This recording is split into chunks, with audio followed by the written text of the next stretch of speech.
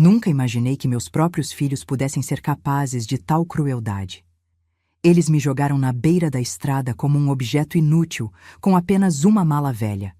Ainda consigo ouvir suas risadas enquanto se afastavam, o som do motor acelerando e aquelas palavras que jamais esquecerei. Quero ver como ela vai sobreviver sem nós. O que eles não sabiam é que eu escondia um segredo que mudaria tudo. Uma herança de milhões que aguardava o momento certo para vir à tona. Mas antes de continuar, confira se você já está inscrito no canal e escreva nos comentários. De onde você está assistindo este vídeo? Adoramos saber até onde nossas histórias estão chegando. Foi numa terça-feira de outono que minha vida virou de cabeça para baixo. O céu estava cinzento, ameaçando chuva, refletindo o que eu sentia por dentro. Meus filhos, Ricardo e Marcela, haviam me convencido a vender minha pequena casa no interior para ir morar com eles na capital. Mamãe, você já está velha demais para viver sozinha, dizia Ricardo com uma falsa preocupação que eu, ingenuamente, acreditava ser genuína. Vamos cuidar de você, completava Marcela com um sorriso. Quando fechei a porta da minha casa pela última vez, senti um aperto no peito. Aquelas paredes guardavam as memórias de 40 anos com meu falecido marido, Antônio. Cada canto daquele lugar contava nossa história. Mas meus filhos insistiam que eu precisava de supervisão constante aos 73 anos, embora eu ainda tivesse plena capacidade de cuidar de mim mesma. Entreguei as chaves ao novo proprietário com lágrimas nos olhos e entrei no carro de Ricardo. Marcela seguia logo atrás em seu próprio veículo. Levava comigo apenas 2 malas, uma com roupas e a outra menor, com meus objetos mais preciosos, incluindo um antigo álbum de fotografias e uma caixinha de madeira entalhada que Antônio havia me dado em nosso primeiro aniversário de casamento. Depois de quase 2 horas de viagem, Ricardo desviou da rota principal para uma estrada secundária, alegando conhecer um atalho. O caminho ficava cada vez mais deserto, apenas campos vazios dos 2 lados e poucas árvores retorcidas pelo vento constante daquela região. Foi então que ele parou bruscamente no acostamento. Preciso verificar algo no motor, disse ele, desligando o carro. Ele pediu para eu o acompanhasse, para que eu esticasse meus joelhos, pois já estava há muito tempo sentada. Eu concordei. E Marcela, que havia estacionado atrás de nós, também saiu de seu veículo. Mal pisei fora do carro, Ricardo correu de volta para o banco do motorista, fechando a porta com força. Marcela já havia retirado minhas malas do porta-malas e as jogado no chão. O que está acontecendo? Perguntei confusa, sentindo o pânico crescer dentro de mim. Foi Marcela quem respondeu, com uma frieza que jamais esquecerei. Acontece que estamos cansados de você. Você e suas reclamações, suas doenças, seus remédios caros. Achávamos que você tinha algum dinheiro guardado, completou Ricardo. Mas você vendeu a casa por uma mixaria e ainda por cima quer que a gente cuide de você para sempre? Quero ver como ela vai sobreviver sem nós, disse Marcela, rindo para o irmão enquanto entrava em seu carro. Fiquei paralisada, incapaz de processar o que estava acontecendo. Vi meus 2 filhos, aqueles que eu havia criado com tanto amor, dando partida nos carros e se afastando, deixando-me sozinha naquele lugar deserto, com apenas minhas 2 malas e a roupa do corpo. Vocês não podem fazer isso. Voltem! Gritei, correndo alguns passos na direção dos carros que já sumiam na curva da estrada. Meu coração batia tão forte que pensei que fosse explodir, e minhas pernas tremiam tanto que logo tive que me sentar na beira da estrada. As primeiras gotas de chuva começaram a cair. Olhei ao redor. Não havia casas à vista, apenas campos e a estrada praticamente deserta. Arrastei minhas malas para debaixo de uma árvore solitária, tentando me proteger da chuva que agora caía com mais intensidade. Não conseguia parar de tremer, mas não era só pelo frio. Era a realidade cruel do abandono que me sacudia por dentro. Meus próprios filhos, sangue do meu sangue, haviam me deixado para morrer. A chuva aumentava, e eu me encolhi contra o tronco da árvore, abraçando minhas malas como se fossem um escudo contra aquela situação absurda. Uma parte de mim ainda acreditava que eles voltariam, que era apenas uma lição cruel para me assustar, para me fazer valorizar o que eles supostamente fariam por mim. As horas passavam, e a esperança ia morrendo junto com o dia. 1, 2, 3 horas sentada ali, olhando fixamente para uma estrada, esperando ver os faróis dos carros retornando. Mas nada acontecia. A chuva diminuiu para uma garoa fina e constante, que encharcava minha roupa e meu espírito. Foi então que ouvi o ronco de um motor aproximando-se. Meu coração saltou. Eles haviam voltado. Levantei-me com dificuldade, minhas articulações doloridas pelo tempo sentada no chão úmido, e acenei desesperadamente. Mas não eram meus filhos. Era uma caminhonete antiga que diminuiu a velocidade ao me ver. O motorista, um homem de meia idade com cabelos grisalhos e rosto marcado pelo sol, abaixou o vidro. Senhora, está tudo bem? Precisa de ajuda? As lágrimas que eu havia segurado durante aquelas horas finalmente transbordaram. Em meio a soluços, contei a ele o que tinha acontecido. O homem, que se apresentou como Paulo, ficou visivelmente chocado. Santo Deus! Como alguém pode fazer isso com a própria mãe? Venha, vou levá-la para a cidade mais próxima. A senhora não pode ficar aqui. É perigoso. Com cuidado, ele me ajudou a colocar minhas malas na caçamba da caminhonete e me ofereceu um cobertor que mantinha no banco de trás. Só então percebi o quanto estava gelada e encharcada. Obrigada, murmurei, sentindo o calor do cobertor e da gentileza humana me envolver. Não sei como agradecer. Não precisa agradecer, respondeu Paulo enquanto dirigia. Tenho uma mãe de 80 anos que vive comigo. Não consigo imaginar fazendo algo assim com ela. Enquanto a caminhonete avançava pela estrada, olhei para minhas mãos enrugadas e trêmulas. Nunca me senti tão traída, tão devastada. Mas havia algo que meus filhos não sabiam, algo que guardei em segredo todos esses anos. Abri a pequena mala e toquei discretamente a caixa de madeira entalhada. Ali dentro estava não apenas a lembrança do meu marido Antônio, mas também o documento que mudaria tudo. O que meus filhos não sabiam, o que ninguém sabia, é que Antônio, antes de morrer, havia feito um investimento que cresceu silenciosamente ao longo dos anos. Uma fortuna que agora valia milhões, guardada em uma conta no exterior, da qual apenas eu tinha conhecimento. Eu havia planejado dividir tudo com Ricardo e Marcela quando sentisse que era o momento certo. Mas agora, olhando para a estrada escura à minha frente, percebi que o destino tinha outros planos para mim e para aquela fortuna. Minha vida estava prestes a tomar um rumo completamente diferente. Paulo me levou até um pequeno hotel na cidade de Serranópolis, a cerca de 30 quilômetros de onde fui abandonada. Era um lugar modesto, mas limpo e aconchegante. A proprietária, Dona Lourdes, uma senhora de cabelos brancos e sorriso gentil, ficou horrorizada ao ouvir minha história. "Isso é desumano!" exclamou ela indignada. "A senhora vai ficar aqui esta noite, sem se preocupar com nada. Amanhã pensamos no que fazer." Paulo se despediu, deixando seu telefone caso eu precisasse de algo.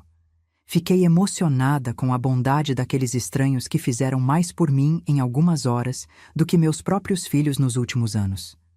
No quarto simples do hotel, finalmente sozinha, abri a caixa de madeira entalhada. Dentro, além das cartas de amor que Antônio me escrevera ao longo de nossos 45 anos juntos, estava um envelope selado com o nome de um banco suíço e os documentos que comprovavam a existência da conta e dos investimentos. Antônio sempre foi um homem prudente. Quando descobriu o câncer que acabaria tirando sua vida, tomou providências para garantir meu futuro. "Helena", ele me disse no hospital, segurando minhas mãos. "Guardei algo para você. Está tudo documentado na nossa caixa especial. Não conte a ninguém, nem mesmo às crianças, até ter certeza de que precisará. As pessoas mudam quando o dinheiro entra na equação." Eu nunca havia entendido completamente o que ele quis dizer, até aquele momento. Na manhã seguinte, acordei com o corpo dolorido e a mente ainda processando os eventos do dia anterior. Por um momento, ao abrir os olhos, pensei que estivesse em casa e que tudo não passava de um pesadelo terrível. Mas o quarto desconhecido do hotel rapidamente me trouxe de volta à cruel realidade.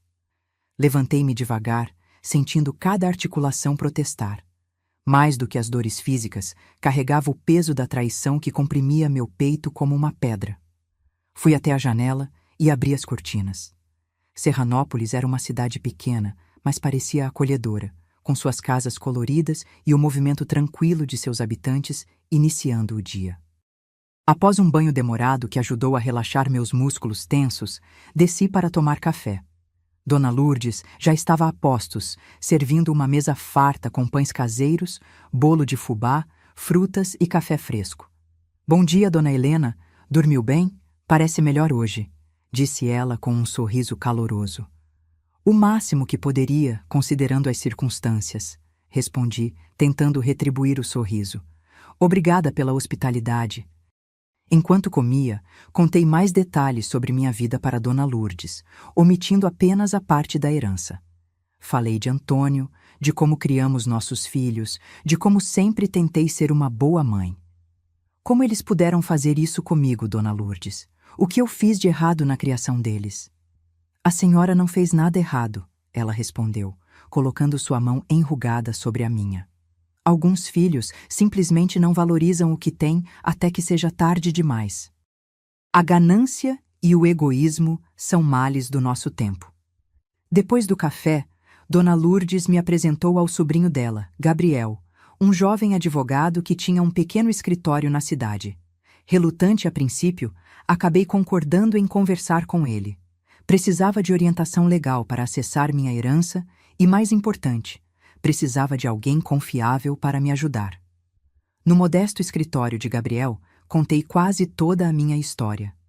Quando cheguei na parte da herança, hesitei. Poderia confiar naquele jovem que mal conhecia?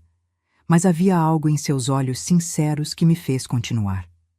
"Dona Helena, o que vou lhe contar agora precisa ficar entre nós", disse, baixando a voz. "Meu marido deixou para mim uma herança considerável em uma conta na Suíça. Meus filhos não sabem disso. E depois do que aconteceu, não pretendo que saibam tão cedo." Gabriel ajustou os óculos, visivelmente surpreso. "Entendo. A senhora tem os documentos necessários para acessar essa conta?" Mostrei a ele os papéis que guardava na caixa de madeira. Ele os examinou com atenção, fazendo anotações ocasionais.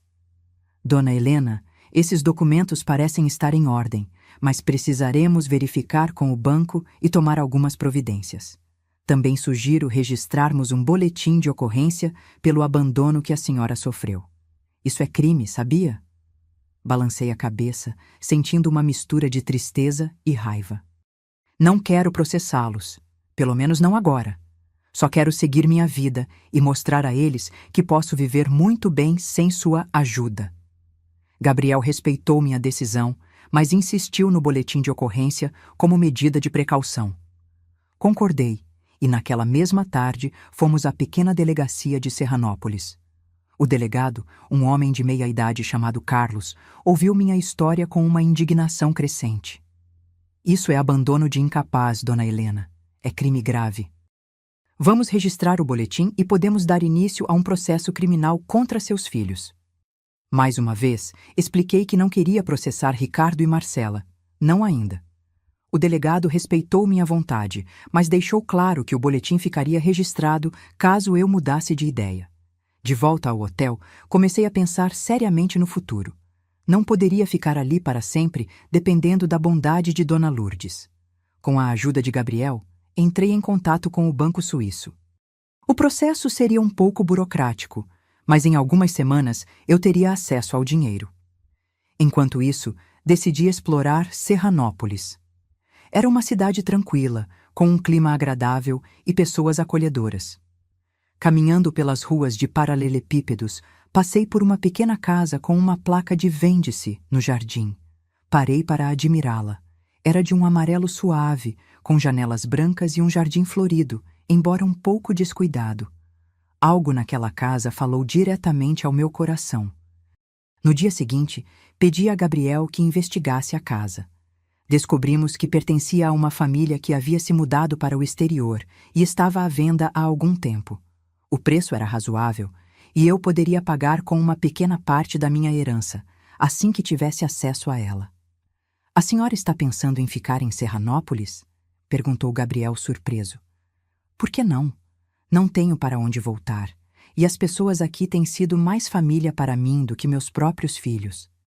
Além disso, esta cidade me lembra um pouco o lugar onde cresci. Gabriel sorriu. Seria uma honra tê-la como moradora permanente, Dona Helena. 3 semanas depois, recebi a notícia que tanto esperava. O dinheiro estava disponível. A soma era ainda maior do que eu imaginava. Antônio havia feito investimentos inteligentes que multiplicaram o valor original. Era suficiente para comprar não apenas a Casa Amarela, mas para viver confortavelmente pelo resto da vida e ainda deixar uma quantia significativa para qualquer causa que eu escolhesse. No dia em que assinei os papéis da compra da casa, senti uma estranha mistura de emoções. Havia tristeza pelo abandono, mas também uma inesperada sensação de liberdade e possibilidade. Aos 73 anos, eu estava começando uma nova vida, em um lugar novo, com pessoas que me acolheram sem pedir nada em troca. A casa precisava de reparos e contratei trabalhadores locais para ajudar. Paulo, o caminhoneiro que me resgatara na estrada, tinha um irmão que era carpinteiro e ele refez todos os armários e consertou o telhado. O sobrinho de Dona Lourdes, além de me ajudar com as questões legais, conhecia um bom pintor que renovou todas as paredes. Em poucos meses, a Casa Amarela se transformou em um verdadeiro lar. Plantei um jardim com todas as flores que sempre sonhei ter. Instalei uma pequena horta nos fundos e decorei cada cômodo com cuidado e carinho. Nas paredes, coloquei algumas fotografias antigas. Eu e Antônio jovens, nosso casamento, momentos felizes em família. As fotos de Ricardo e Marcela adultos ficaram guardadas em uma gaveta. Eu ainda não estava pronta para vê-los todos os dias. Comecei a fazer parte da comunidade. Descobri que havia um centro para idosos na cidade, onde eles ofereciam aulas de artesanato, yoga adaptada e outras atividades. Matriculei-me em todas. Também me ofereci como voluntária na biblioteca local, lendo histórias para crianças 2 vezes por semana. Minha vida ganhou um ritmo agradável e significativo. Fiz amigos, principalmente entre os frequentadores do centro de idosos e os pais das crianças para quem eu lia histórias. Todos conheciam minha história. Em uma cidade pequena como Serranópolis, notícias viajam rápido e me tratavam com um respeito e carinho que me aqueciam o coração. 6 meses depois do abandono, recebi uma ligação inesperada. Era Gabriel. Dona Helena, seus filhos estão procurando por você. Entraram em contato com a delegacia de Serranópolis. Meu coração disparou. Uma parte de mim ainda esperava por este momento. Ainda queria acreditar que eles se arrependeram, que sentiram minha falta, que me amavam apesar de tudo. O que eles querem? Perguntei, tentando manter a voz firme. Pelo que entendi, eles descobriram sobre a herança do seu marido. Não sei como, mas sabem que a senhora tem acesso a uma quantidade significativa de dinheiro agora. A decepção foi como um soco no estômago.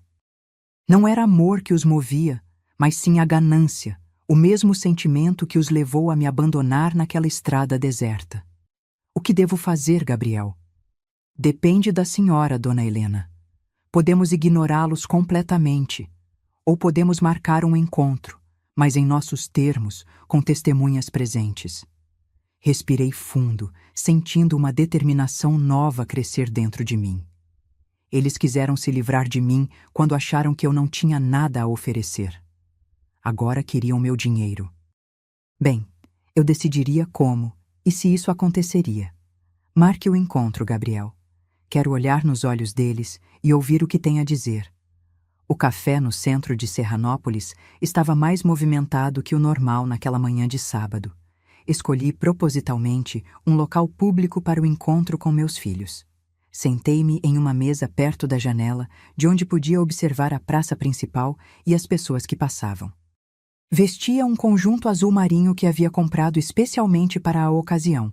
Queria parecer digna, composta. Meu cabelo, antes sempre preso em um coque simples, agora estava cortado e arrumado em um estilo mais moderno, sugestão da cabeleireira da cidade que havia se tornado minha amiga. Gabriel chegou pontualmente 15 minutos antes do horário marcado, como havíamos combinado. Ele seria minha testemunha e suporte legal, caso necessário. Dona Lourdes também apareceu por acaso, sentando-se em uma mesa próxima com algumas amigas. Aquela pequena cidade havia formado um círculo protetor ao meu redor que me comovia profundamente. "Está preparada, Dona Helena?" perguntou Gabriel, sentando-se ao meu lado. "Tanto quanto poderia estar", respondi, ajustando nervosamente a xícara de chá que havia pedido. "Ainda não acredito que estou aqui, esperando por eles." Exatamente às 10 horas, vi o carro deles estacionando do outro lado da rua. Ricardo desceu primeiro, seguido por Marcela. Mesmo à distância, pude notar que ambos pareciam tensos. Ricardo vestia um terno que parecia caro demais para suas posses, e Marcela usava um vestido elegante que nunca havia visto antes. A imagem deles assim, arrumados como se fossem para uma reunião de negócios, só confirmou minhas suspeitas sobre o motivo real da visita. Quando entraram no café e me viram, suas expressões mudaram. Marcela esboçou um sorriso forçado, enquanto Ricardo manteve o semblante sério. Caminharam até minha mesa como quem caminha sobre ovos, incertos e desconfortáveis. "Mamãe", disse Marcela, inclinando-se para me dar um beijo que desviei discretamente. "Como a senhora está? Estávamos tão preocupados." Olhei para ela com uma calma que não sabia que possuía. "Preocupados? Mesmo? Depois de me abandonarem na beira da estrada como um animal indesejado?" Ricardo pigarreou, claramente constrangido pela presença de Gabriel e dos outros clientes que começavam a nos observar com curiosidade. "Mamãe, podemos conversar em um lugar mais privado? Isso é um assunto de família." "Este jovem é Gabriel, meu advogado." Apresentei, ignorando sua sugestão. "E qualquer coisa que vocês tenham a me dizer pode ser dita na presença dele." Eles trocaram olhares nervosos antes de se sentarem. Um silêncio desconfortável pairou sobre nós, até que Marcela o quebrou com uma voz artificialmente doce. "Mamãe, sobre o que aconteceu, foi um terrível mal-entendido. Ricardo e eu tivemos uma discussão e as coisas saíram do controle. Voltamos para buscá-la, mas a senhora já não estava lá." A mentira era tão descarada que quase ri. "Um mal-entendido? Vocês me abandonaram deliberadamente, Marcela." Disseram com todas as letras que estavam cansados de mim, que queriam ver como eu sobreviveria sem vocês. Esperaram que eu morresse naquela estrada deserta. Ricardo interveio, tentando uma abordagem diferente. "Foi um erro terrível, mamãe. Estávamos passando por dificuldades financeiras, sob muito estresse. Não estávamos pensando claramente." "E quando exatamente voltaram para me buscar?" perguntei, sabendo muito bem que nunca o fizeram. Eles se entreolharam novamente, pegos na mentira. Gabriel aproveitou o momento para intervir. "Dona Helena ficou mais de 3 horas naquela estrada, sob chuva, até ser resgatada por um motorista de passagem", disse ele em tom profissional. "Há um boletim de ocorrência registrado por abandono de incapaz. Seus filhos estão cientes que isso configura crime com pena prevista de detenção de 6 meses a 3 anos?" O rosto de Ricardo empalideceu, enquanto Marcela levou a mão à boca, fingindo choque. "Não chegamos a isso, mamãe", suplicou ela. "Somos família. Famílias têm desentendimentos, mas no final o sangue fala mais alto." Tomei um gole do meu chá, que já havia esfriado, dando-me tempo para organizar os pensamentos. Percebi que, apesar da dor que ainda sentia, o poder na nossa relação havia mudado. Não era mais a mãe idosa, dependente e descartável. Era uma mulher forte, independente, com uma nova vida, e sim, com dinheiro. "Vocês não estão aqui pela família", disse finalmente, olhando cada um nos olhos. "Estão aqui pelo dinheiro." De alguma forma, descobriram sobre a herança que seu pai deixou. Eles não negaram. A expressão em seus rostos era toda a confirmação que eu precisava. "Como descobriram?" perguntei, genuinamente curiosa. Ricardo suspirou, percebendo que não havia mais sentido em manter a farsa. Encontramos alguns documentos antigos quando esvaziamos sua casa. Havia menção a investimentos no exterior. Investigamos e descobrimos a conta na Suíça. E decidiram que eu valia a pena ser encontrada, não é mesmo? Agora que tenho algo que vocês querem. Não é assim, mamãe, protestou Marcela, mas sua voz já não tinha a mesma convicção. É exatamente assim, respondi, mantendo a calma. Vocês me jogaram fora como um objeto inútil quando acharam que eu seria apenas um fardo. Agora que sabem que tenho dinheiro, subitamente sou a mãe amada que vocês procuraram desesperadamente. Gabriel interveio novamente. Devo informar que Dona Helena já tomou todas as medidas legais necessárias para proteger seu patrimônio. Qualquer tentativa de obter acesso indevido a esses recursos será tratada como crime financeiro. Ricardo se ajeitou na cadeira, claramente desconfortável.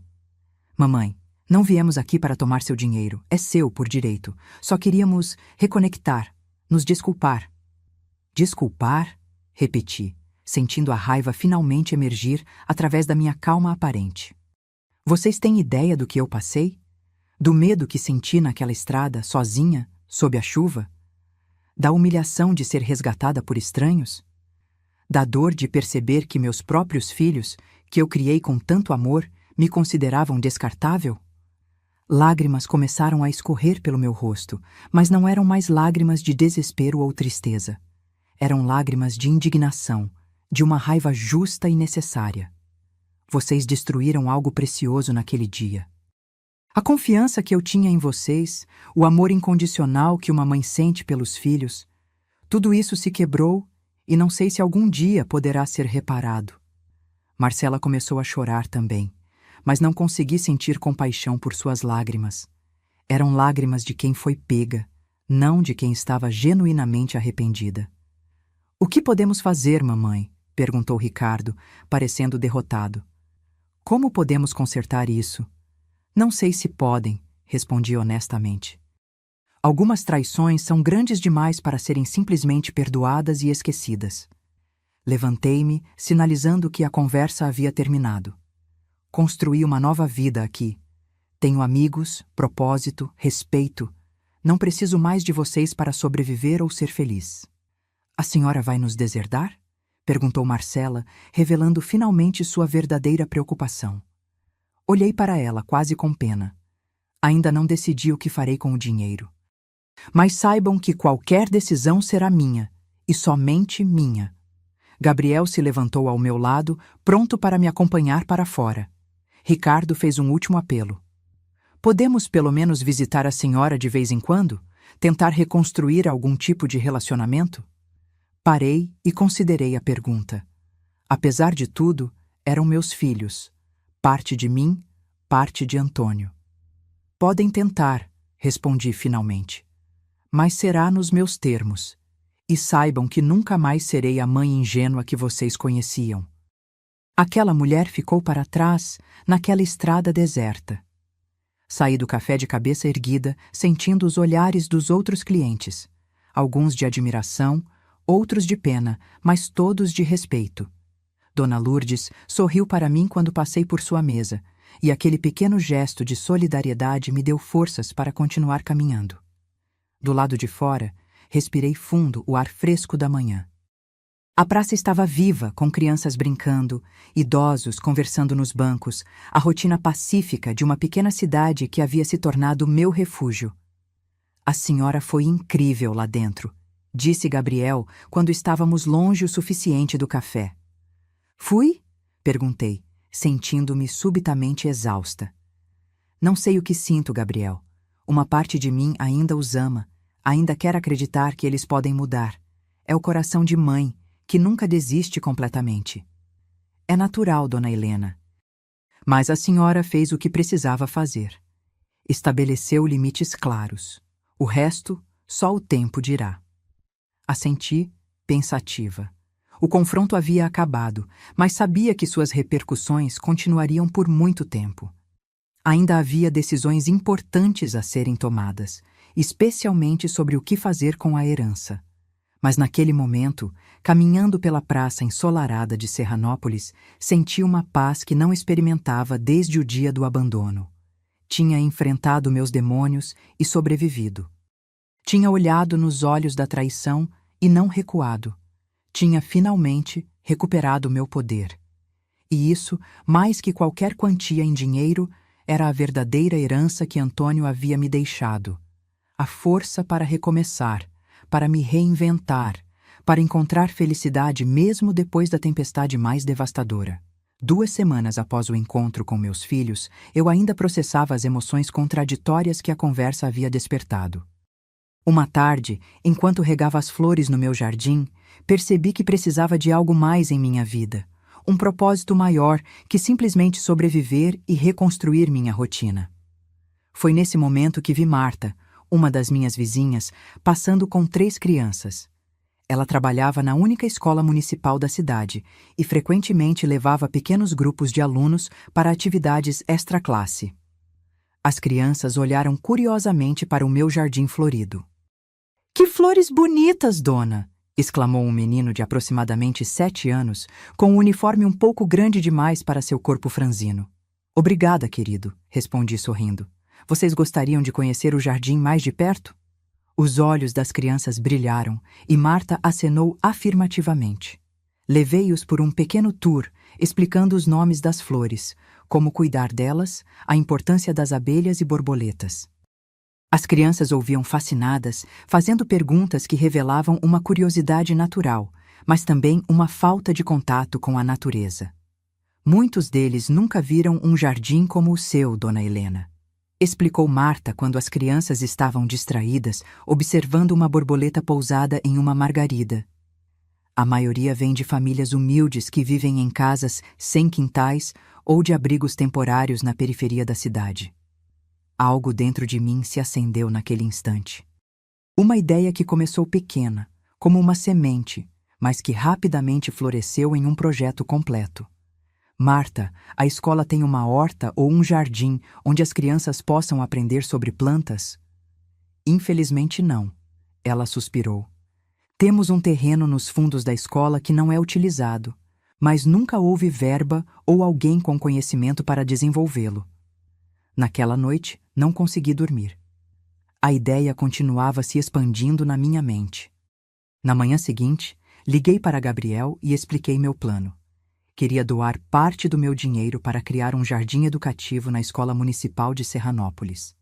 Não seria apenas um jardim ornamental, mas um espaço onde as crianças pudessem aprender sobre botânica, ecologia, sustentabilidade e até mesmo nutrição, com uma horta comunitária. "É um projeto maravilhoso, dona Helena", disse Gabriel entusiasmado. "Vou verificar os trâmites legais para estabelecer a doação e as autorizações necessárias." 1 semana depois, fui convidada a me reunir com a diretora da escola, Sandra, uma mulher enérgica de meia-idade que administrava a instituição há mais de 15 anos com recursos sempre limitados. Quando expliquei meu projeto e mencionei a quantia que estava disposta a investir, ela não conseguiu conter as lágrimas. "A senhora não faz ideia do impacto que isso terá na vida dessas crianças", disse ela, segurando minhas mãos. "Muitos deles nunca tiveram a oportunidade de plantar uma semente e vê-la crescer." O projeto Jardim de Saberes, como foi batizado, começou a tomar forma rapidamente. Contratei um arquiteto paisagista de uma cidade vizinha para desenhar o espaço, incorporando áreas de plantio, um pequeno anfiteatro verde para aulas ao ar livre, uma estufa modesta e um sistema de captação de água da chuva. Fiz questão de me envolver pessoalmente em cada etapa. Participava das reuniões de planejamento, ajudava a selecionar as espécies de plantas, priorizando nativas e alimentícias, e até mesmo acompanhava as obras nos finais de tarde, quando o canteiro estava mais tranquilo.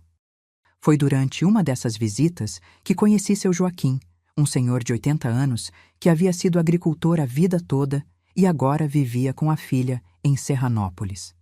Ele passou pelo local, observou o trabalho por alguns minutos e, com a sabedoria característica dos antigos homens do campo, apontou: "Esse solo precisa de mais composto orgânico se vocês quiserem que as frutíferas vinguem." Convidei-o para uma conversa e, em poucos minutos, percebi que estava diante de um tesouro vivo de conhecimentos tradicionais sobre agricultura. Seu Joaquim conhecia os ciclos da lua para plantio, técnicas de compostagem, métodos naturais de controle de pragas, saberes que não se aprendem em livros, mas são passados de geração em geração. Seu Joaquim, o senhor gostaria de fazer parte deste projeto? Seria uma honra ter alguém com seu conhecimento orientando nossas crianças. Os olhos dele brilharam, revelando um homem que, como eu, sentia falta de um propósito. A senhora não imagina como sinto falta de meter as mãos na terra. Minha filha não me deixa mais trabalhar na roça por causa da minha pressão alta, mas ensinar, isso eu ainda posso fazer. Assim, nosso projeto ganhou um consultor técnico muito especial. Seu Joaquim vinha 3 vezes por semana, sempre com disposição renovada. Ele me lembrava Antônio em muitos aspectos, a mesma integridade, a mesma sabedoria prática, a mesma generosidade. Conforme o Jardim de Saberes tomava forma, outras pessoas da comunidade começaram a se aproximar e oferecer ajuda. Dona Conceição, uma senhora de 75 anos que conhecia todas as ervas medicinais da região, se juntou a nós para criar um canteiro dedicado às plantas com propriedades curativas. Roberto, um jovem professor de biologia recém-chegado à escola, desenvolveu um plano de aulas que integrava o jardim ao currículo escolar. O impacto na comunidade foi muito além do que imaginei inicialmente. O que começou como um projeto educacional para crianças se transformou em um ponto de encontro intergeracional, onde idosos compartilhavam conhecimentos com jovens, onde voluntários de todas as idades trabalhavam lado a lado, onde as barreiras sociais, tão presentes em cidades maiores, simplesmente não existiam. 3 meses depois do início das obras, realizamos a inauguração oficial do Jardim de Saberes.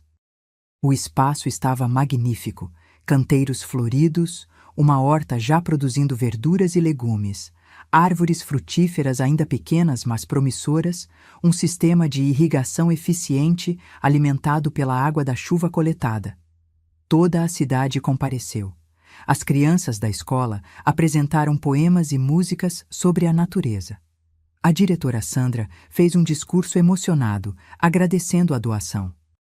Fui chamada ao pequeno palco improvisado e, olhando para aquela multidão, senti algo que não experimentava havia muito tempo, um profundo senso de pertencimento.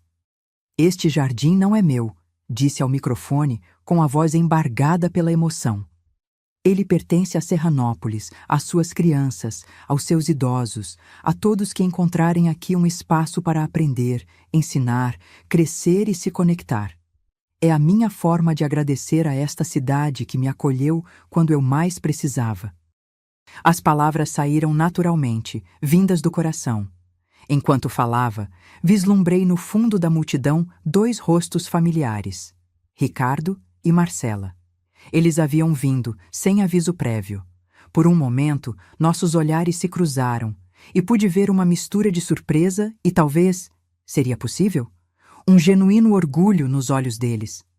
Não fui ao encontro deles após a cerimônia, e eles também não vieram falar comigo. Talvez ainda não fosse o momento. Talvez nunca seria. Mas o simples fato de estarem ali, testemunhando o que eu havia construído, significava algo que eu ainda não estava pronta para definir. Naquela noite, sozinha em casa, refleti sobre a jornada extraordinária que havia vivido nos últimos meses. Do abandono na estrada deserta à criação de um espaço que beneficiaria centenas de crianças por muitos anos. Da traição mais dolorosa ao acolhimento mais sincero por uma comunidade de estranhos que se tornaram família. Olhei para a caixa de madeira entalhada que Antônio me dera, agora guardando não apenas os documentos da herança, mas também recortes de jornal sobre o Jardim de Saberes, desenhos que as crianças me deram, sementes raras que seu Joaquim me confiou. Antônio, sussurrei no silêncio da noite, como se ele pudesse me ouvir. Você sempre soube, não é? Sabia que um dia eu precisaria reinventar minha vida.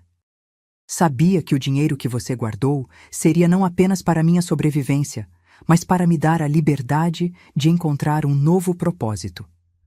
Adormeci com uma sensação de paz que jamais imaginei possível depois do trauma do abandono.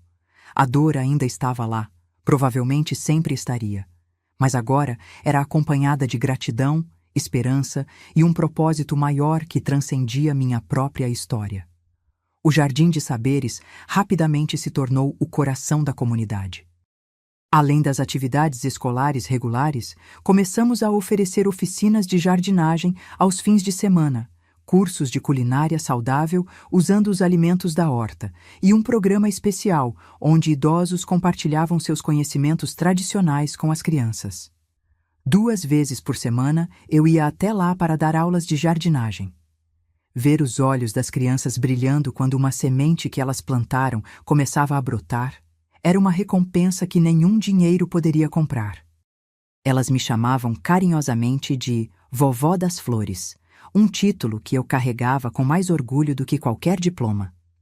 Uma tarde, enquanto ensinava um grupo de crianças a fazer mudas de sálvia, notei uma menina que se mantinha afastada do grupo. Ela parecia ter uns 9 anos, cabelos negros presos em 2 tranças, olhos grandes e tristes. Aproximei-me devagar e me agachei ao lado dela, respeitando seu espaço. "Não gosta de mexer na terra?" perguntei suavemente. Ela balançou a cabeça negativamente, mas depois de alguns segundos de silêncio, confessou em voz baixa. "Minha avó adorava plantar. Ela morreu no mês passado." Senti meu coração apertar. "Sinto muito, querida. Como você se chama?" "Luísa", respondeu ela, ainda olhando para o chão. "Sabe, Luísa, há uma crença antiga que diz que quando plantamos algo pensando em alguém que já se foi, essa pessoa fica feliz onde estiver. É como uma forma de manter a conexão com eles." Os olhos dela finalmente encontraram os meus, com uma fagulha de interesse. "Verdade? Muitas pessoas acreditam nisso. Quer tentar plantar algo para sua avó?" Depois de hesitar brevemente, Luísa concordou. Fomos até um canteiro especial que havíamos reservado para plantas com significados especiais. Ali, ajudei-a a plantar uma muda de lavanda, que ela disse ser o cheiro favorito da avó. Agora, sempre que vier aqui, pode cuidar desta plantinha. E cada vez que ela crescer mais forte e florescer, será como um abraço da sua avó. Luísa sorriu pela primeira vez, um sorriso tímido, mas genuíno. Antes de ir embora naquele dia, ela me abraçou espontaneamente. Um abraço rápido, mas cheio de significado.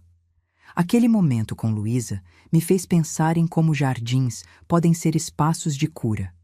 Para ela, para mim, para tantos outros que encontravam no Jardim de Saberes um lugar para processar perdas, reconstruir conexões, encontrar propósito.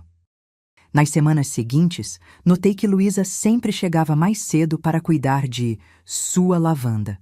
Aos poucos, ela começou a se interessar por outras plantas, a interagir com as outras crianças, a sorrir mais. Sua transformação silenciosa me emocionava profundamente, pois eu me reconhecia nela, ambas aprendendo a florescer novamente, após uma perda dolorosa. 6 meses após a inauguração do Jardim de Saberes, recebi um telefonema inesperado de Gabriel. "Dona Helena, Ricardo está aqui no meu escritório. Ele quer conversar com a senhora, sozinho, sem a Marcela." A menção do nome do meu filho ainda provocava uma mistura complexa de emoções. Amor, mágoa, saudade, desconfiança. Respirei fundo antes de responder. "Sobre o que ele quer conversar, Gabriel?" Ele não entrou em detalhes comigo, mas parece diferente, mais contido, talvez até humilde. "A decisão é sua, é claro. Posso dizer que a senhora não está disponível." Após alguns segundos de reflexão, concordei em encontrá-lo, não em minha casa, que era meu refúgio sagrado, mas no próprio Jardim de Saberes, um terreno neutro onde me sentia segura e fortalecida. No dia seguinte, às 4 da tarde, vi Ricardo chegando ao jardim.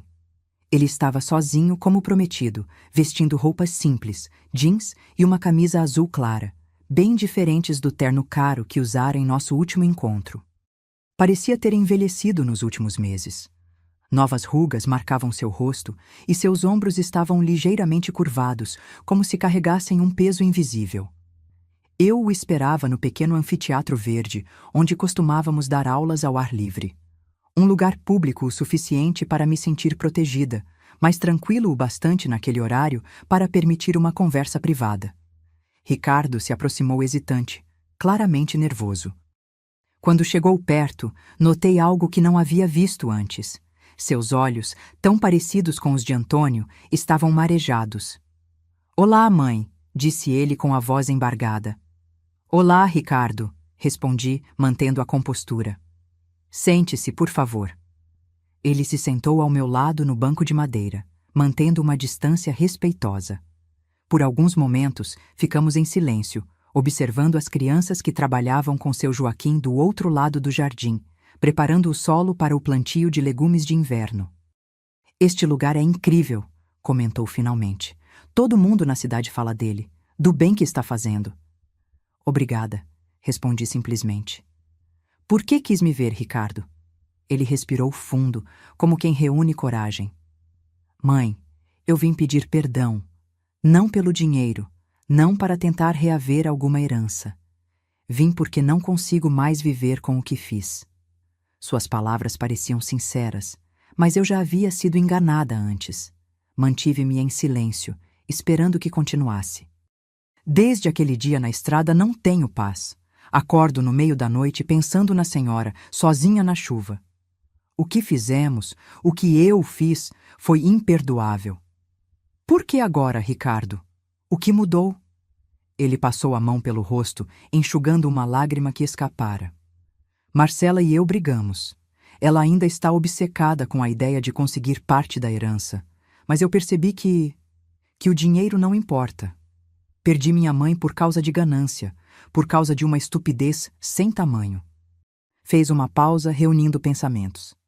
"Há 2 semanas, vi uma senhora idosa esperando o ônibus debaixo de chuva.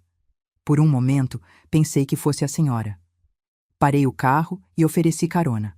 Não era, claro, mas aquela senhora me agradeceu de um jeito, me lembrou a senhora, e eu desabei no carro depois de deixá-la em casa. Chorei como não chorava desde criança." Seus ombros tremiam agora, enquanto tentava controlar o choro. Uma parte de mim queria abraçá-lo, consolá-lo como fazia quando ele era pequeno. Outra parte, a que ainda carregava as cicatrizes do abandono, permanecia cautelosa. "Ricardo, aprecio sua visita e suas palavras, mas entenda que não posso simplesmente apagar o que aconteceu. A confiança, uma vez quebrada dessa forma, é muito difícil de reconstruir." "Eu sei", ele assentiu, enxugando os olhos. "Não estou pedindo que esqueça ou que volte a confiar em mim imediatamente. Só queria que soubesse que estou genuinamente arrependido e que estou disposto a fazer o que for necessário para, um dia, talvez, merecer seu perdão." Olhei para ele com mais atenção, buscando sinais de manipulação ou falsidade. Mas o que vi foi apenas um homem quebrado, confrontando os próprios erros. Meu filho, apesar de tudo. "O que pretende fazer agora?" perguntei. "Estou me separando de Cristina", ele respondeu, referindo-se à esposa que eu nunca havia realmente conhecido bem. "Ela foi uma das influências para o que fizemos, sempre reclamando que eu tinha que sustentar uma velha que não servia para nada. Percebi que não quero esse tipo de pessoa na minha vida." O silêncio voltou a cair entre nós, preenchido apenas pelos sons distantes das crianças rindo e dos pássaros cantando nas árvores recém-plantadas. "E o seu trabalho?" perguntei, tentando avaliar sua situação. "Perdi o emprego no mês passado. A empresa reduziu o quadro de funcionários. Estou procurando algo novo, talvez em uma cidade menor. A vida na capital não me trouxe felicidade, só contas e estresse." Ele parecia sincero em sua autodepreciação, em seu reconhecimento de uma vida que havia tomado o rumo errado. "Mãe, não vim pedir dinheiro. Vim porque precisava dizer pessoalmente o quanto me arrependo. E também queria perguntar se existe alguma possibilidade, por menor que seja, de um dia a senhora me permitir fazer parte da sua vida novamente."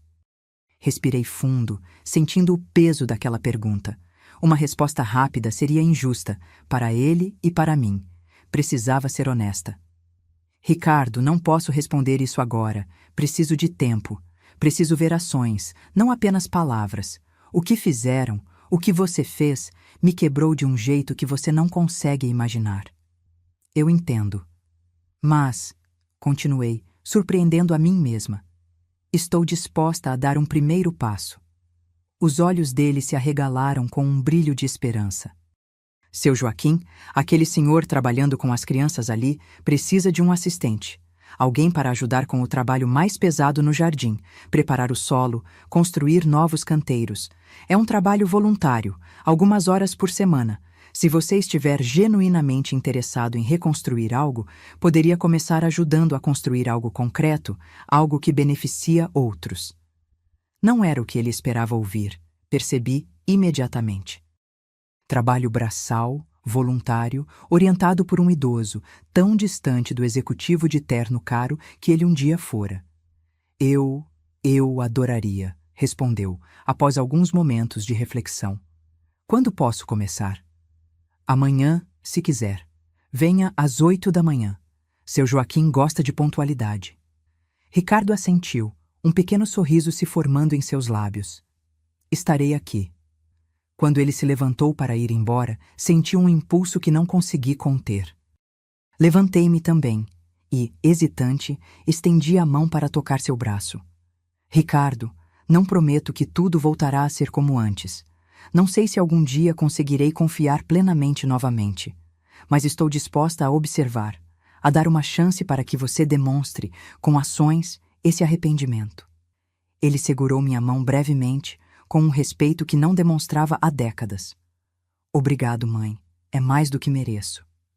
Enquanto o via se afastar, um misto de emoções turbilhonava dentro de mim. Será que estava sendo ingênua novamente? Será que deveria manter as portas completamente fechadas? Não havia respostas fáceis, apenas a certeza de que, qualquer que fosse o caminho que aquela relação tomasse dali em diante, eu estaria no controle. Não mais a mãe vulnerável e dependente, mas uma mulher forte que estabelecia seus próprios termos. Para minha surpresa, Ricardo realmente apareceu na manhã seguinte, pontualmente às 8 horas, vestido adequadamente para o trabalho manual, com botas e luvas. Seu Joaquim, que eu havia prevenido sobre a situação, recebeu-o com a severidade gentil, que era sua marca registrada. Observei de longe, enquanto ele explicava a Ricardo como preparar o solo para o novo canteiro de ervas aromáticas. Nas semanas seguintes, Ricardo vinha 3 vezes por semana, sempre pontual, sempre disposto a fazer qualquer tarefa, por mais suja ou cansativa que fosse. No início, suas mãos macias de executivo se encheram de bolhas. Depois, calos começaram a se formar. Ele nunca reclamava, nunca pedia tratamento especial. Trabalhava silenciosamente, falando apenas quando necessário, ouvindo com atenção as orientações de seu Joaquim, que aos poucos começou a tratá-lo com menos desconfiança. Nosso relacionamento evoluía lentamente. Nos primeiros dias, mal nos falávamos. Depois, começamos a trocar algumas palavras sobre o trabalho no jardim, o clima, as plantas. Gradualmente, conversas mais substanciais surgiram. Sobre sua busca por emprego, sobre minha vida em Serranópolis, sobre memórias menos dolorosas do passado. Um mês depois do início desse arranjo, Gabriel me procurou com novidades sobre Marcela. Ela entrou com uma ação judicial, dona Helena. Está contestando a validade da escritura da sua casa, alegando que a senhora não tinha condições mentais de realizar a compra sem assistência. E também está pedindo uma investigação sobre a conta na Suíça, alegando que a senhora está escondendo recursos que seriam parte de uma herança familiar. Senti uma fadiga profunda ao ouvir essas palavras. Enquanto Ricardo parecia genuinamente arrependido e disposto a reconstruir nossa relação nos meus termos, Marcela escolhia o caminho da hostilidade e da ganância. O que devemos fazer, Gabriel? Já estou preparando nossa defesa.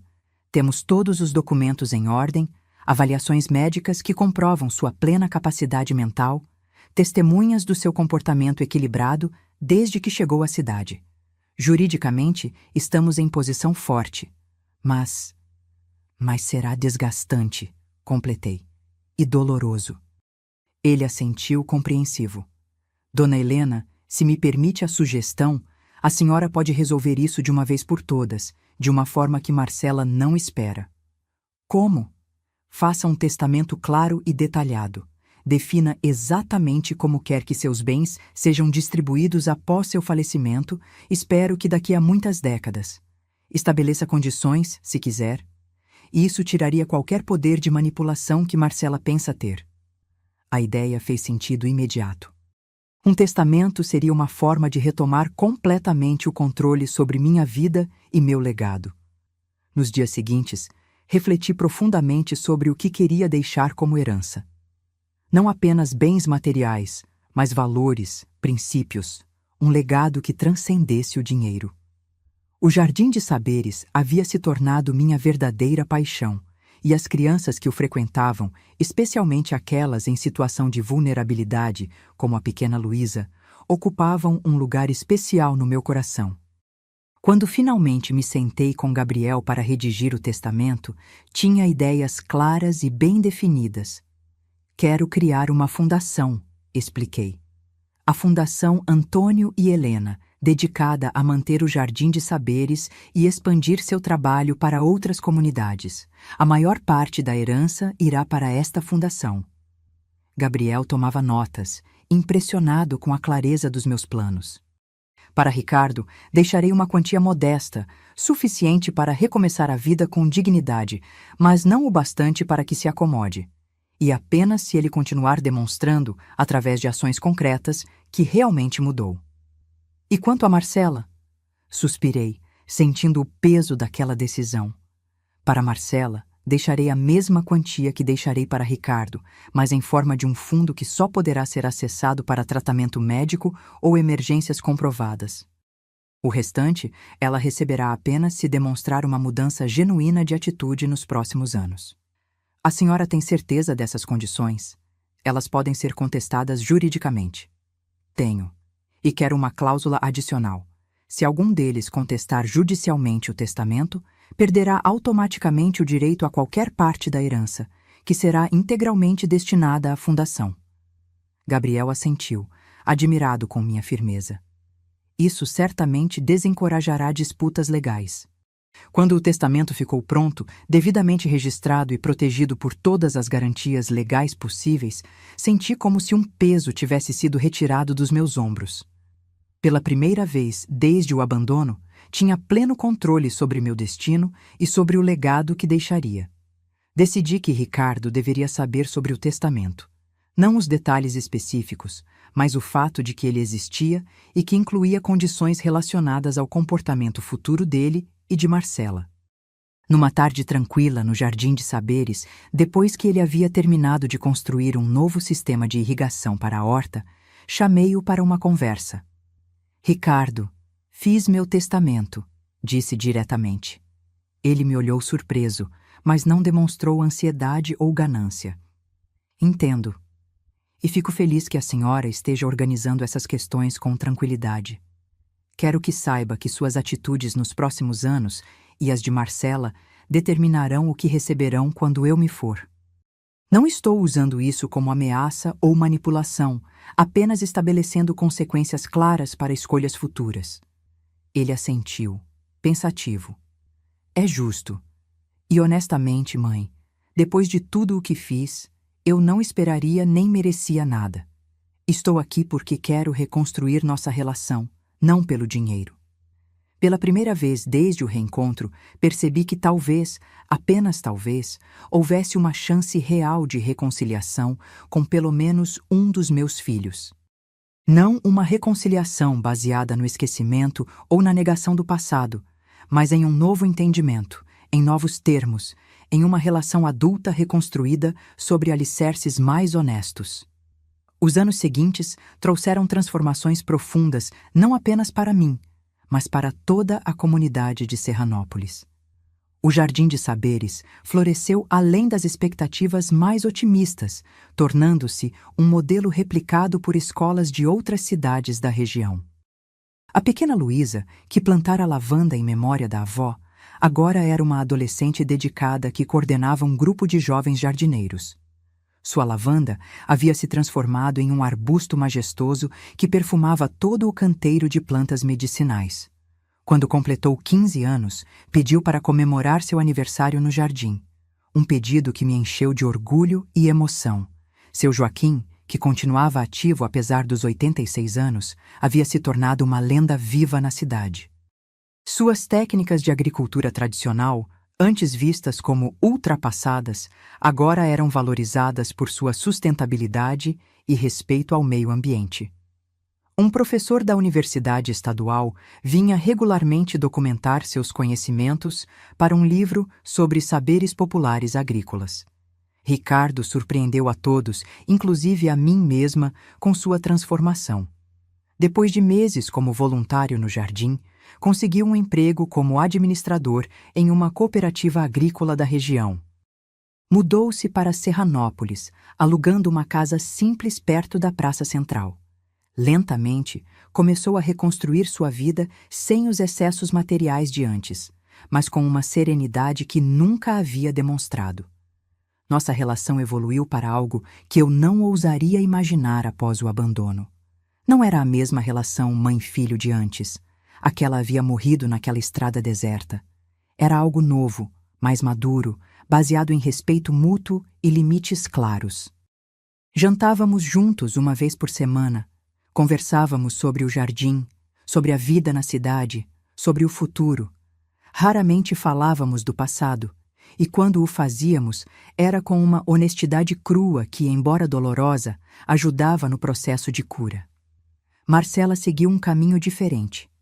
Depois que sua ação judicial foi rejeitada pelo juiz, tentou outras estratégias para obter parte da herança, desde manipulação emocional até ameaças veladas. Quando nada funcionou, afastou-se completamente. Soube por Ricardo que ela havia se mudado para outra cidade, casado novamente com um homem de posses e aparentemente seguido com sua vida sem olhar para trás. Por vezes, ainda sonhava com uma reconciliação completa com minha filha. Enviava-lhe cartões de aniversário e de Natal, mantendo uma porta aberta caso ela algum dia decidisse passar por ela. Mas também havia aprendido a aceitar que algumas rupturas talvez nunca se curassem completamente, e que isso era parte da vida, não uma falha minha como mãe. Quando completei 80 anos, a cidade organizou uma festa surpresa no Jardim de Saberes. Fiquei emocionada ao ver tantas pessoas reunidas. Crianças que haviam crescido aprendendo no jardim, idosos que encontraram um propósito compartilhando seus conhecimentos, professores, funcionários da escola, vizinhos que se tornaram amigos queridos. Dona Lourdes, agora beirando os 90 anos, mas ainda dona do hotel e ativa na comunidade, fez um discurso que me fez chorar abertamente. Quando Helena chegou à nossa cidade, era uma mulher ferida, traída por aqueles que deveriam amá-la mais. Poderia ter se fechado em amargura e ressentimento. Em vez disso, transformou sua dor em um legado de amor e conhecimento que beneficiou gerações. O Jardim de Saberes não é apenas um espaço físico, é um símbolo do que podemos criar quando escolhemos amor em vez de ódio, generosidade em vez de mesquinhez, comunidade em vez de isolamento. Ricardo estava presente na festa, discreto como se tornara seu costume, mas visivelmente orgulhoso. Ele havia se tornado um homem diferente daquele executivo arrogante que me abandonara na estrada, mais calmo, mais reflexivo, mais conectado com o que realmente importava. Embora nosso relacionamento nunca tivesse voltado a ser o que era antes, havíamos construído algo novo que, de certa forma, era até mais valioso por ser baseado em escolhas conscientes e não apenas em laços de sangue. Para minha completa surpresa, entre os presentes na festa estava Marcela. Ela veio sozinha, parecendo desconfortável e fora de lugar com seu conjunto caro e suas joias ostensivas. Quando nossos olhares se cruzaram, vi algo em seus olhos que não consegui decifrar completamente. Uma mistura de arrependimento, curiosidade e talvez até uma pontada de inveja. Não corri até ela, nem fiz uma cena. Apenas acenei discretamente, reconhecendo sua presença. Mais tarde, quando a festa já estava terminando, ela se aproximou hesitante. "Feliz aniversário, mãe", disse formalmente, estendendo um pequeno pacote embrulhado em papel dourado.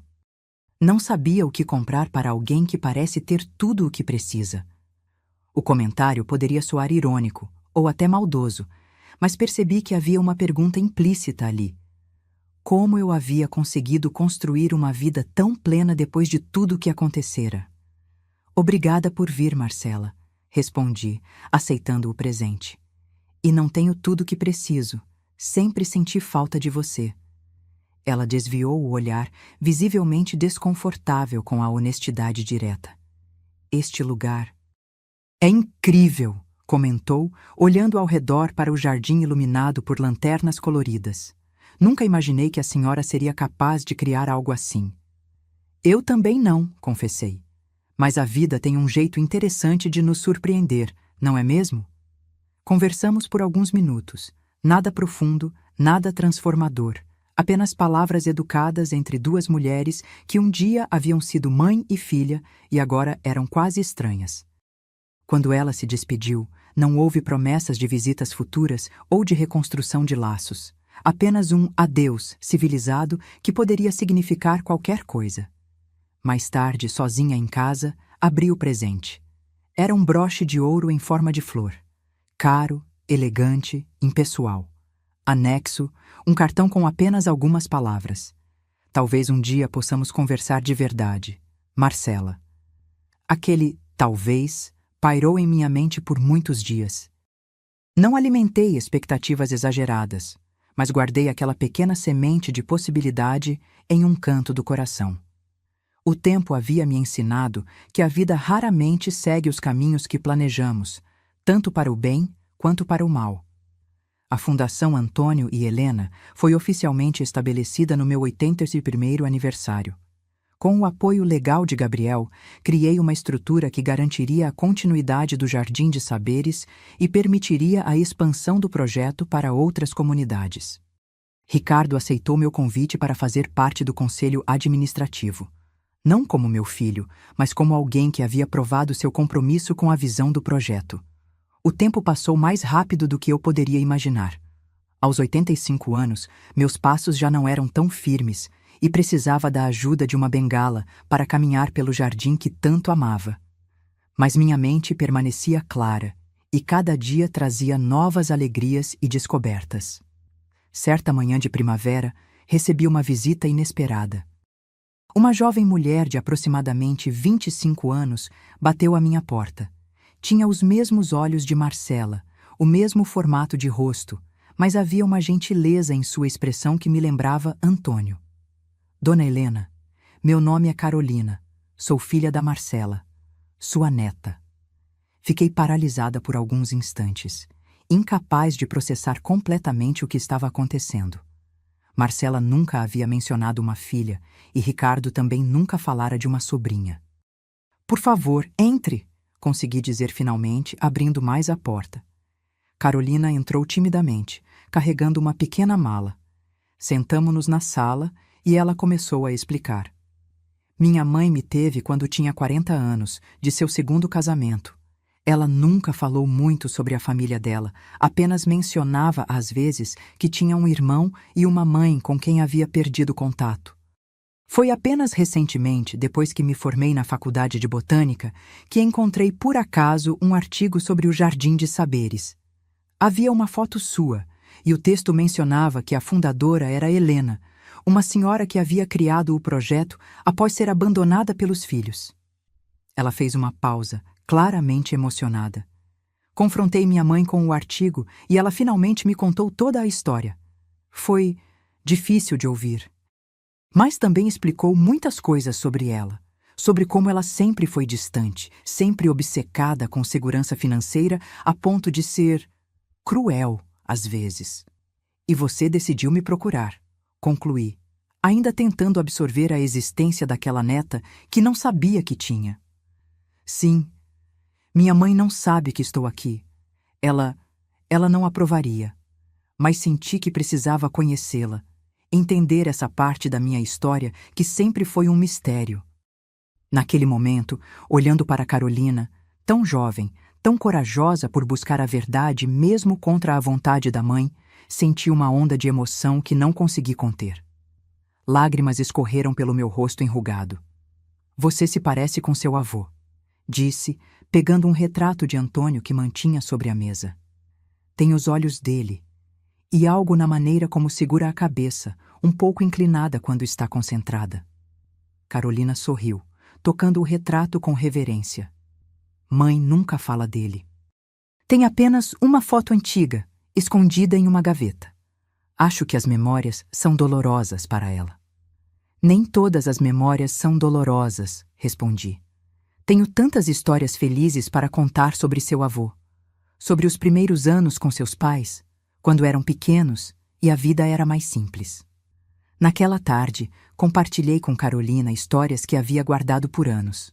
Memórias preciosas de uma época em que éramos uma família feliz. Falei de Antônio, de seu caráter, de sua sabedoria, de como ele sempre via o melhor nas pessoas. Mostrei-lhe álbuns de fotografias amareladas pelo tempo, onde Ricardo e Marcela sorriam inocentemente, ainda não tocados pela ganância e ressentimentos que viriam mais tarde. Carolina ficou em Serranópolis por uma semana. Todos os dias vinha à minha casa e juntas explorávamos o Jardim de Saberes.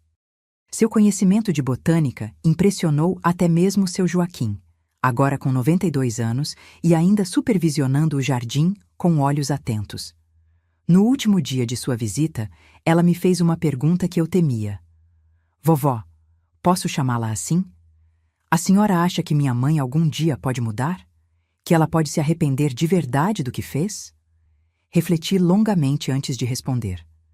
Não queria alimentar falsas esperanças, nem cortar completamente a possibilidade de redenção. Carolina, aprendi que as pessoas podem mudar quando realmente desejam, quando enfrentam suas próprias sombras com honestidade. Seu tio Ricardo é prova disso.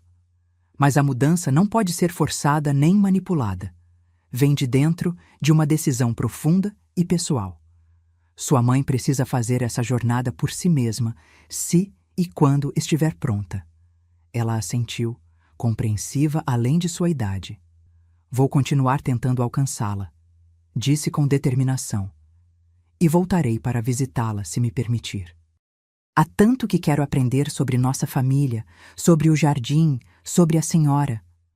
Esta sempre será sua casa, Carolina, respondi emocionada. E você sempre terá um lugar especial no meu coração. Quando ela partiu, senti uma mistura agridoce de alegria e melancolia. Por um lado, havia ganhado uma neta maravilhosa que parecia encarnar o melhor de nossa família. Por outro, a distância de Marcela parecia ainda mais dolorosa agora, sabendo que ela tinha escondido de mim não apenas a si mesma, mas também minha própria neta por tantos anos. Nos meses seguintes, Carolina manteve contato frequente através de cartas e ligações. Ocasionalmente, mencionava conversas difíceis com Marcela sobre o passado, sobre mim, sobre a possibilidade de reconciliação. Não alimentei grandes expectativas, mas também não fechei meu coração para a possibilidade. Foi em meu 86º aniversário que o inesperado aconteceu.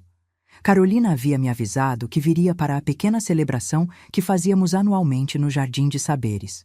O que ela não mencionou foi que não viria sozinha. Quando vi Marcela entrando no jardim ao lado da filha, meu coração quase parou. Ela parecia mais velha do que em nosso último encontro, mas cansada também.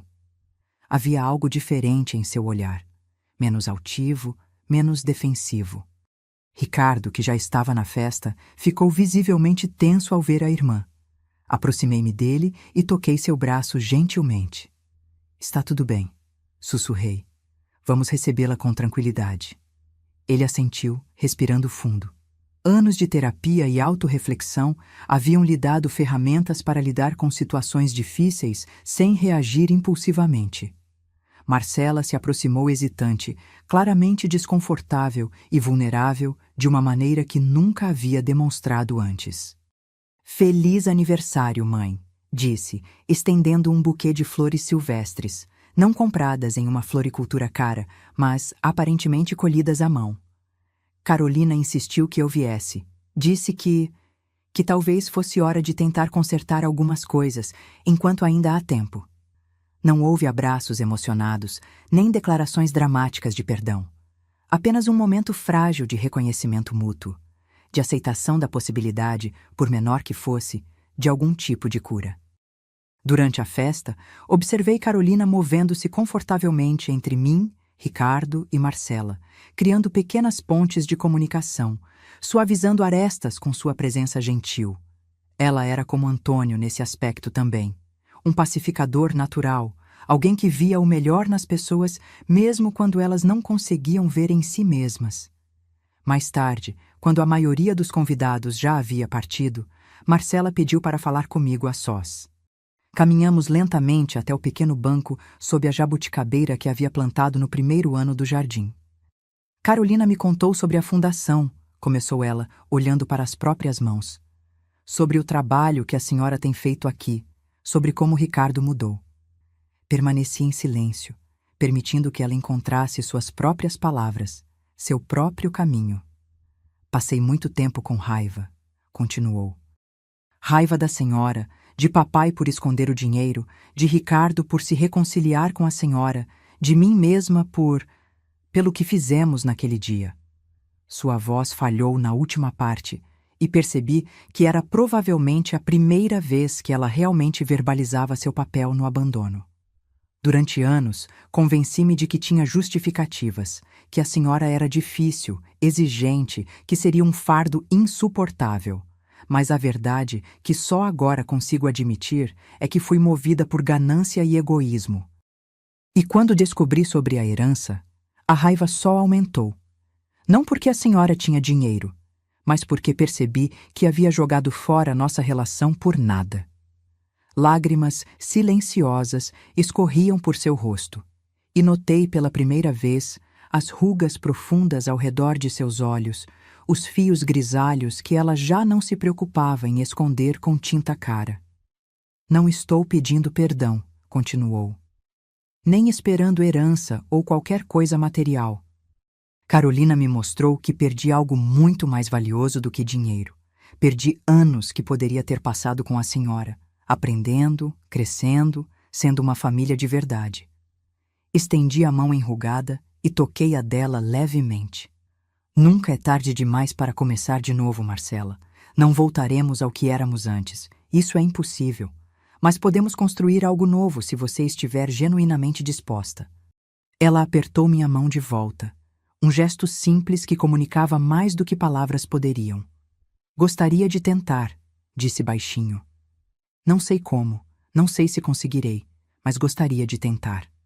Naquela noite, deitada em minha cama, refleti sobre a extraordinária jornada que havia vivido nos últimos 13 anos. Do abandono cruel na beira da estrada à possibilidade de reconciliação com ambos os filhos. Da solidão desesperada ao centro de uma comunidade vibrante e amorosa. Do medo do futuro à criação de um legado que sobreviveria por gerações. A herança que Antônio havia deixado para mim, aquele dinheiro guardado secretamente que meus filhos tanto cobiçaram, acabou sendo muito mais do que recursos financeiros. Foi a semente de uma transformação completa, não apenas da minha vida, mas de toda uma comunidade. E, de certa forma, até mesmo de Ricardo, e agora, possivelmente, de Marcela também. Olhei para a antiga caixa de madeira entalhada que Antônio me dera, agora guardando não apenas documentos, mas também memórias, fotografias, pequenas lembranças de uma vida rica em experiências. Toquei-a com carinho, sentindo como se de alguma forma ele ainda estivesse presente, guiando-me, protegendo-me. Você sempre soube, não é, meu amor? Sussurrei no silêncio do quarto. Sabia que eu encontraria meu caminho, mesmo depois da tempestade mais devastadora. O futuro ainda trazia incertezas. A reconciliação com Marcela seria um processo longo e talvez nunca completamente realizado. Minha saúde, aos 86 anos, começava a mostrar sinais preocupantes de fragilidade. A fundação ainda precisava se fortalecer para garantir a continuidade do trabalho após minha partida. Mas havia uma paz profunda em meu coração, uma certeza tranquila de que, independentemente do que o futuro reservasse, havia vivido uma vida plena e significativa. Havia transformado a dor em beleza, a traição em perdão, a solidão em comunidade. E, no fim das contas, não há herança mais valiosa do que esta. No meu 90º aniversário, o Jardim de Saberes estava mais vibrante do que nunca. A Fundação Antônio e Helena havia expandido seu trabalho para 5 outras cidades, criando jardins educativos que seguiam o mesmo modelo. Mais de 2.000 crianças já haviam passado por nossos programas, aprendendo não apenas sobre plantas e ecologia, mas sobre respeito, comunidade e o poder transformador da natureza. Minha saúde havia se deteriorado consideravelmente nos últimos anos. Já não conseguia caminhar sem ajuda e passava a maior parte do tempo em uma cadeira de rodas adaptada que me permitia continuar visitando o jardim. Minha mente, porém, permanecia lúcida e cada dia trazia novas ideias para projetos, novas histórias para compartilhar com as crianças que agora me chamavam carinhosamente de Vovó Helena. Ricardo havia se tornado diretor executivo da fundação, administrando-a com uma dedicação que me enchia de orgulho. Aos 65 anos, ele encontrara finalmente seu verdadeiro propósito. Havia se casado novamente, com Maria, uma professora da escola municipal que compartilhava seu amor pelo projeto. Juntos, formavam uma equipe poderosa que garantiria a continuidade do trabalho quando eu já não estivesse mais lá. Marcela e eu havíamos construído uma relação frágil, porém significativa.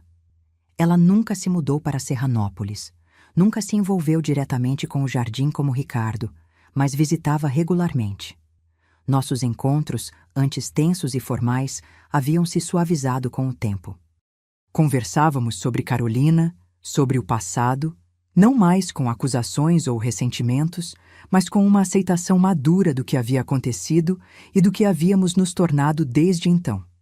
Carolina, minha querida neta inesperada, havia se tornado a alegria dos meus últimos anos. Agora, com 30 anos, ela era uma botânica talentosa, que dividia seu tempo entre a pesquisa acadêmica e o trabalho voluntário nos jardins da Fundação. Seu entusiasmo e criatividade traziam uma energia renovada ao projeto, garantindo que ele continuaria evoluindo mesmo após minha partida. Na manhã do meu aniversário, acordei com o canto dos pássaros que haviam feito ninho na jabuticabeira do meu quintal. Por um momento, senti Antônio ao meu lado, como se o véu entre este mundo e o próximo tivesse se tornado mais fino com minha própria proximidade da transição. "Estou quase pronta, meu amor", sussurrei, sentindo uma paz profunda. Apenas mais um dia para celebrar tudo que construímos. A festa foi realizada no Anfiteatro Verde do Jardim, onde centenas de pessoas se reuniram, ex-alunos dos primeiros anos do projeto, agora adultos com seus próprios filhos. Idosos que haviam compartilhado seus conhecimentos tradicionais, professores, funcionários, vizinhos que se tornaram amigos queridos. Sentada em minha cadeira de rodas, observava com gratidão aquela comunidade vibrante que, de alguma forma, eu havia ajudado a formar. Ricardo e Marcela estavam ao meu lado, não como os filhos que me abandonaram, mas como adultos que haviam encontrado, cada um à sua maneira, um caminho de redenção. Luísa, agora uma jovem mulher de 23 anos estudando medicina, aproximou-se com um presente especial, um pequeno vaso contendo uma muda de lavanda. "Lembra quando me ajudou a plantar lavanda em memória da minha avó, Dona Helena? Agora trouxe esta muda, propagada daquela mesma planta, para que possamos plantá-la hoje, comemorando seus 90 anos e tudo o que a senhora significa para todos nós." Lágrimas escorreram pelo meu rosto enrugado enquanto aceitava aquele presente simbólico.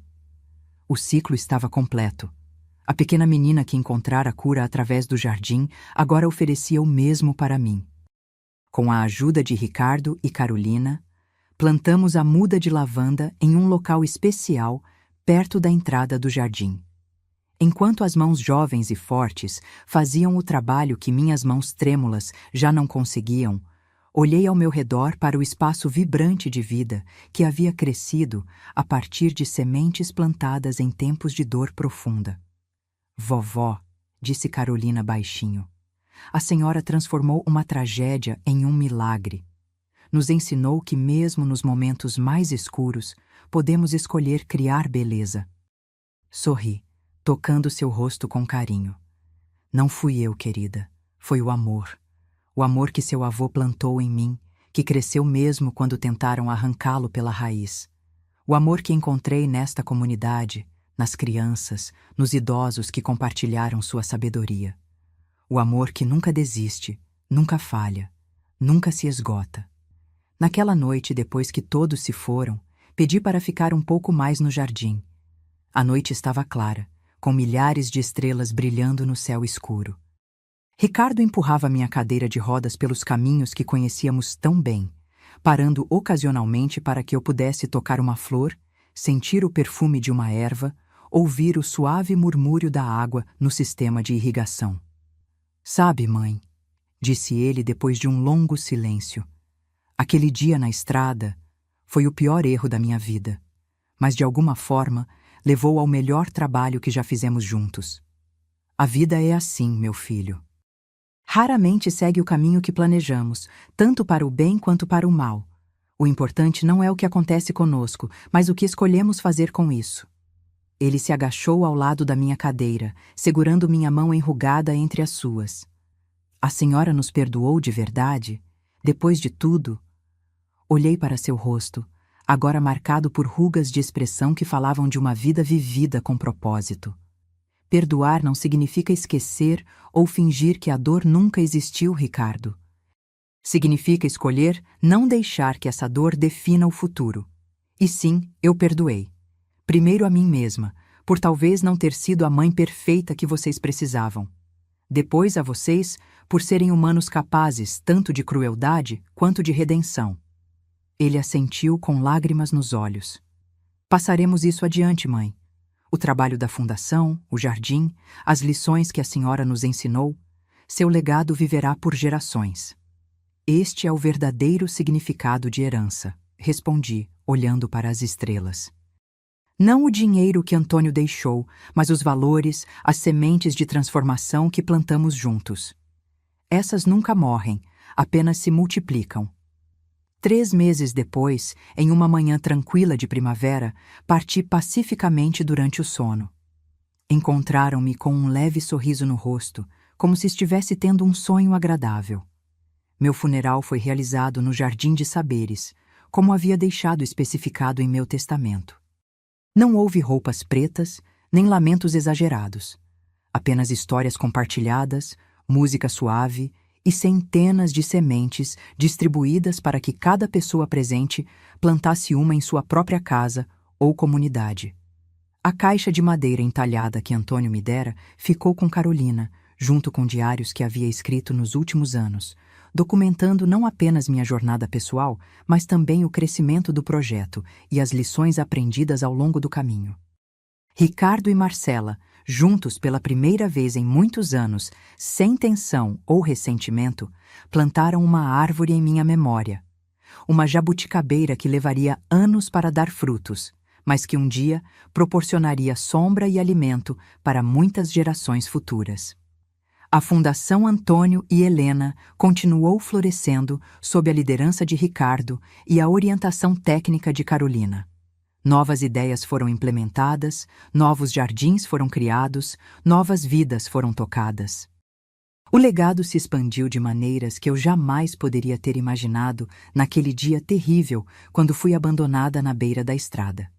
E assim, a história da herança escondida transformou-se na história de uma herança compartilhada, não de dinheiro ou propriedades, mas de amor, conhecimento, reconciliação e esperança. A verdadeira riqueza que descobri não estava na conta suíça que Antônio deixou, mas na capacidade infinita do coração humano de se regenerar, de perdoar, de criar beleza mesmo depois da devastação mais completa. Como as sementes que plantamos no jardim, essa herança continua a se multiplicar, espalhando-se muito além dos limites de uma pequena cidade no interior, tocando vidas que nunca conheci e nunca conhecerei. E talvez essa seja a maior dádiva de todas, saber que mesmo após nossa partida, as flores que plantamos continuarão a florescer, as árvores que cultivamos continuarão a dar frutos, e o amor que compartilhamos continuará a encontrar novos corações para habitar, em um ciclo eterno de renovação e esperança. Agora, se você gostou dessa história, clica em se inscrever e me diz nos comentários qual parte te deixou de queixo caído. Ah, e não esqueça de se tornar membro para ter acesso a vídeos exclusivos que não posto aqui. Te espero lá.